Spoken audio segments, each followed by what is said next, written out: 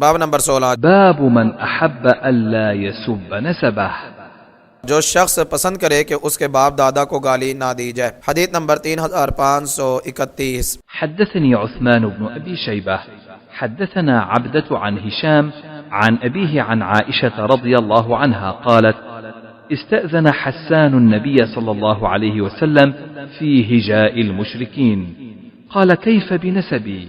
فقال حسان: لأسلنك منهم كما تسل الشعرة من العجين.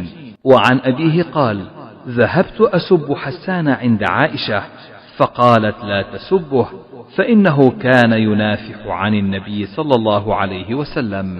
عائشہ رضی اللہ عنہا سے روایت ہے کہ حسان رضی اللہ تعالیٰ عنہ نے نبی صلی اللہ علیہ وسلم سے مشرکین کے ہجو یعنی مذمت کرنے کی اجازت مانگی۔ آپ نے فرمایا: میرے نسب کا کیا کرو گے؟ حسان رضی اللہ تعالیٰ عنہ نے کہا: میں آپ کو ان میں سے اس طرح نکال لوں گا جیسے گندے ہوئے آٹے سے بال نکالا جاتا ہے۔ اور حشام کے باپ یعنی عروہ سے روایت ہے کہ میں عائشہ رضی اللہ عنہا کے پاس حسان رضی اللہ عنہ کو برا بھلا کہنے لگا تو انہوں نے کہا: اسے برا بھلا مت کہو کیونکہ وہ نبی صلی اللہ علیہ وسلم کا دفاع کیا کرتا تھا۔ فوائد: نمبر 1، اس کی شرح حدیث نمبر 454 میں گزر چکی ہے۔ صحیح مسلم حدیث نمبر 2490 میں حسان رضی اللہ تعالیٰ عنہ کی اجازت مانگنے کا سبب ابو سلمہ عن عائشہ رضی اللہ عنہا کے طریق سے بیان ہوا ہے کہ رسول اللہ صلی اللہ علیہ وسلم نے فرمایا: اہجو قریشا فإنہ اشد علیہا من رشق بالنبل، مشرکین کے ہجو کرو کیونکہ وہ ان پر تیروں کے چھیدنے سے بھی زیادہ مؤثر ہے۔ اور آپ نے عبداللہ بن رواحہ رضی اللہ تعالیٰ عنہ کی طرف پیغام بھیجا اور فرمایا: ان کی ہجو کرو۔ انہوں نے ان کی ہجو کی مگر آپ کو پسند نہیں آئی۔ پھر آپ نے کعب بن مالک رضی اللہ تعالیٰ عنہ کی طرف پیغام بھیجا، پھر حسان رضی اللہ تعالیٰ عنہ کو پیغام بھیجا تو انہوں نے کہا: اب تم پر وہ وقت آ گیا ہے کہ اس